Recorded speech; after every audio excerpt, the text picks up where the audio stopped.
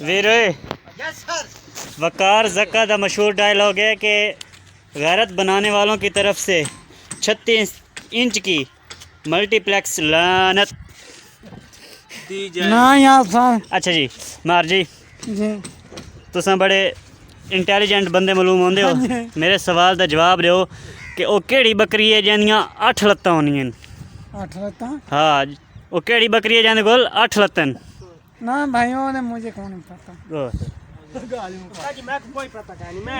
Mohammad Salim sir जी भाईजान उरा मेरे वाल वेख तो लो जी भाईजान। तुहारे को सवाल पुछदा पियां सवाल तुसां अगे सुन तो ली है लेकिन दोबारा पूछ लेना मैं वो केड़ी बकरी है जिंदे कोल 8 लत्तां होंदियां कोई और जिस्म नाल जुड़ियां होई होंदियां? साजी कोई पता कौन सारे को जवाब कौन मेरे को। जी सर तुसां दसो। डू ने बड़े सिंह। अच्छा जी। डू ने बड़े थान। अच्छा ते चाव ने टंगा ओ अगे 8 टंगा। और दस तू तो ऐसी चब्बल मारी है जिन्हें मैंने उम्मीद ही कोई नहीं भला हंसदा है हैं और वेखें कोई हाल नहीं। शाबाश ये बंदा बड़ा इंटेलिजेंट है। पीर साहब को पूछा ने जिमें नहीं दी मुकान पीर सही तुहानू पता है जेड़ा मैं सवाल पूछा उनका क्या जवाब है? क्या सवाल पूछा वे? भाईजान मैं पूछा कि जेड़ी बकरी ना मुराद सवाल बुला देते ही ओके सवाल नहीं है तो सारे को जवाब पूछना मेरे को मैं को सवाल ही भूल गया। ओ केड़ी बकरी है वीर दोबारा ओ केड़ी बकरी है वीर जिंदियां जिंदे कोल 8 लत्तां न जिस्म नाल जुड़ियां होइयां? सच्ची जी हां लाला जी ना हम लोगे ना वो बकरी दिया था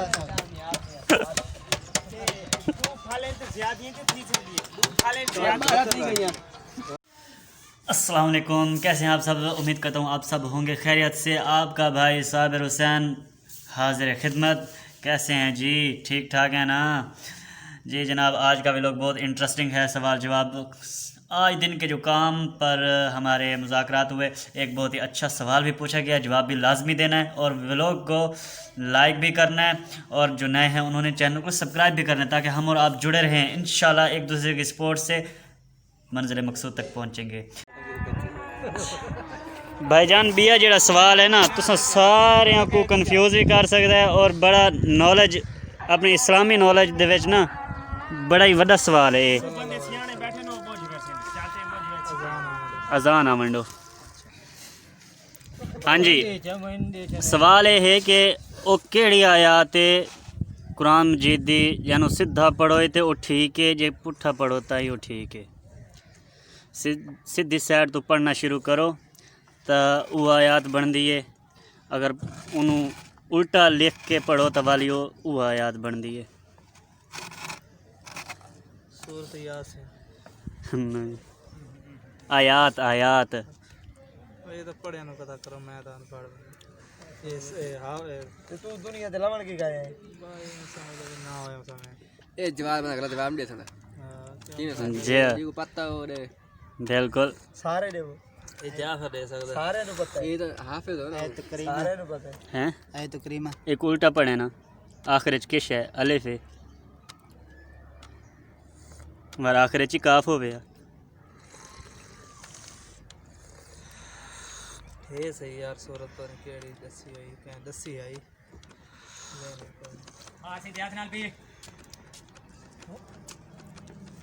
सर जी कुरान शरीफ पढ़े जी अल्हम्दुलिल्लाह। आओ वाले सीधे आओ पीछे सीधे आओ खत्म पढ़े। भाईजान एक सवाल है हां जी आया क्या कोई नहीं ते शायद तुहानू आवने कि वो कुरान मजीद दी केड़ी आयात है जैनो सीधा पढ़ो तो वो ठीक है उन वाल उल्टा करो तो वाली ठीक है? केड़ी आयत है जैनो सीधा पढ़ो तो सीधे यानी कि लेख से लिखी हुई है ना उन्होंने पुट्ठा करते पढ़ सोई तो सीधी पढ़ी सी। अच्छा जे सीधी नु सीधा पढ़ सो तो बात सीधी पढ़ी सी।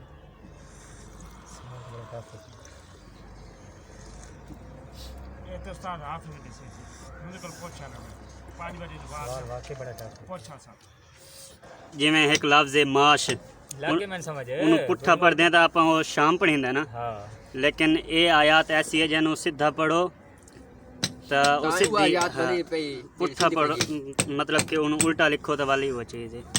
सूरज यासीन तो नहीं नहीं हाँ यहाँ आते छोटी जी छोटी ये क्या आते ना बिल्कुल छोटी छोटी हालात ये है। आते कोलो वाला कोल वाला नहीं कि कोल हो वाला कोल हो वाला कोल हो वाला चलो इन्हें जवाब तो शाम तक नहीं। रात में कुछ ऐसा सोच के सवेरे हां की भी हाँ ठीक है वाह भाई वाह अल्लाह दे बंदे ने हसण वाली की गल ये जसना वाली केड़ी गल है बल्कि सवाल होना चाहिए नहीं है ये चीज़ां समझण वाली हैं। हां ये आप पता ये बस ना आप आने समझो रोज ही कमाने पे अल्लाह ताला अपन रोज देते तो आप अपना टाइम जाया की थी मैंने अपन जी। नमाज पढ़ते क्या नहीं है सही गल आप है। ये चाह वास्ते टाइम काट लेने तो नमाज वास्ते चौका टाइम लगता है चौखा टाइम है भाई आप आते भाई आज जिंदगी बड़ी भाई नहीं पता भी यार आ बाबू केड़ी शायरी पे हर टाइम काट के बाबू बस कर मोरे दी या मास्टर रोई ना पवे जाके मोरे कीती मैंने